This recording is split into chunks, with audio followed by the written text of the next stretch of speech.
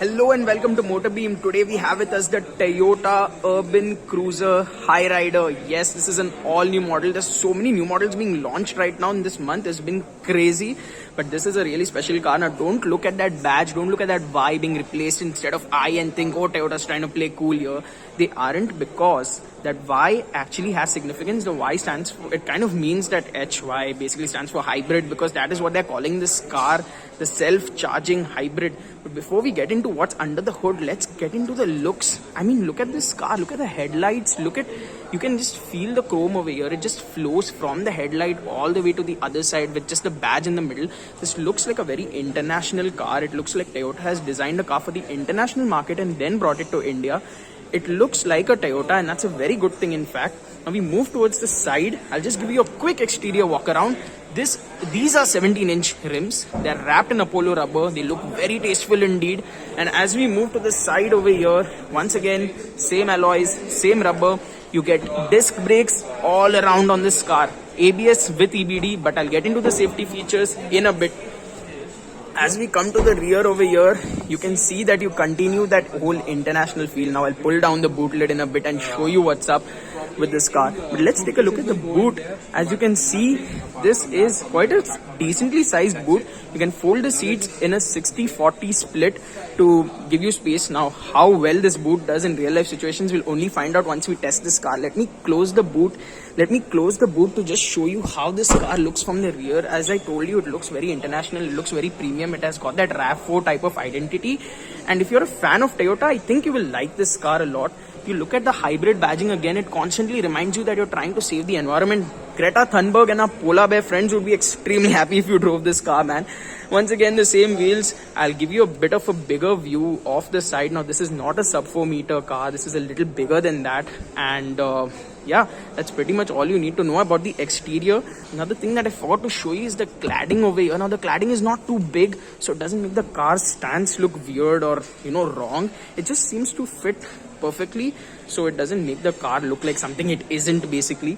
And that's all you need to know about the exterior of the Toyota Urban Cruiser Hyryder. In a bit, I'll show you the interior and I'll also show you what's under the hood. Okay guys, we are inside the interior of the Toyota Urban Cruiser Hyryder. And as you can see, this seems like a pretty good place to be. Everywhere you touch, there's this nice leather finish. There's this stitching over here. There's this metallic feel over here. This is hard plastic, but even then, everything feels solid. Everything feels very much like a Toyota should. And even here, if I touch these inserts, quite well padded. And the seats are well padded as well. It does seem like a very good place to be. Now, getting into the infotainment system, this is a 9-inch screen. It's a 9-inch infotainment system. Unfortunately, since we don't have the keys to the car, we cannot show you the display in its full glory. But you also get a heads-up display over there. Now, that is something I'm personally very fascinated by, especially in cars that aren't, branded as luxury cars. It's really good to see displays like that. And you have the power button over here, but unfortunately, there's no key fob, so we cannot show you any of the digital elements of this car. We have something called the EV mode over here. Now, if you push this button, the car will run purely on electric power, but it remains to be seen how well it will perform in terms of range.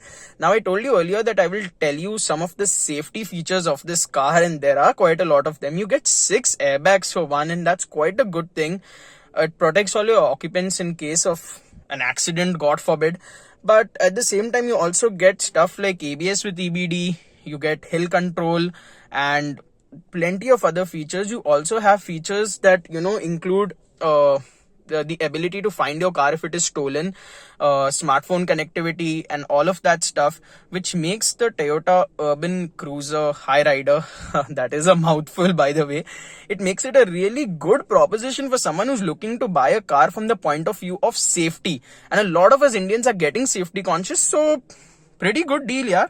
Now we'll get into the rear seat of the Toyota Urban Cruiser Hyryder, and I am sitting here. As you can see now, this front seat has been taken a little ahead, but there is still quite a lot of legroom for me. There's a lot of headroom. Now, I'm not the tallest person in the world, so headroom for me is decent, but I think anyone with a height of 6 feet would also probably just about be comfortable. You've got this panoramic sunroof over here. That's great as well. And you've got your air conditioning vents over here for those hot summer days. And you've got a headrest for the middle passenger. Usually in cars like this, the middle passenger had to either be a headless person or not a person at all. Thankfully, in the Toyota Hyryder, you can seat a middle passenger because you do get adjustability of the headrest. So 3 passengers can, in theory, fit here comfortably. Okay guys, I was telling you all about the engine in this car and it is actually quite special. Now this is a 1.5 liter engine with Toyota's hybrid system, also known as the THS, and e-drive transmission. Now the engine output is 68 kilowatts and torque is 122 Newton meters, and the motor output is 59 kilowatts with a torque of 141 Newton meters. The engine and motor combine to provide a power output of around 85 kilowatts. You can also have this car in the plain vanilla 1.5 K series engine if you want to, and there are also options for a 5 or 6 speed gearbox.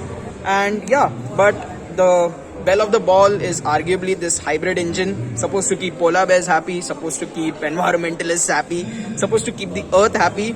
So this is all you need to know about the engine of the Toyota Hyryder.